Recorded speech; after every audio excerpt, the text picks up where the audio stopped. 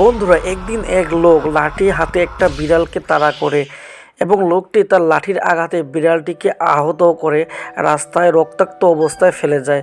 তখন একটি খরগোশ বিড়ালটিকে দেখতে পেয়ে দৌড়ে ছুটে তার কাছে চলে আসে এবং সে বিড়ালটিকে একটি ঠেলাগাড়িতে করে উঠিয়ে নিয়ে আসে তার বাসায় এবং সে বিড়ালটিকে সেবা যত্ন করা শুরু করে দেয় এবং খাওয়ার জন্য নদী থেকে বিড়ালটির জন্য মাছ শিকার করে নিয়ে আসে এবং সে সুন্দর করে রান্না করে বিড়ালটিকে খাওয়ার জন্য, কারণ সে খুব অসুস্থ।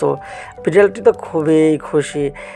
এভাবেই বিড়ালটি বড় হয়ে যায়। একদিন এক সাপ সেই খরগোশটিকে খাওয়ার জন্য চলে আসে। তারপর বিড়ালটি দেখতে পায় এবং তখন সাপটির সাথে বিড়ালটি যুদ্ধ করে, পরে সাপটি না পারে সেখান থেকে চলে যায়। এভাবেই বিড়াল খরগোশকে বাঁচিয়েছিল। এটাই হচ্ছে বন্ধুত্ব।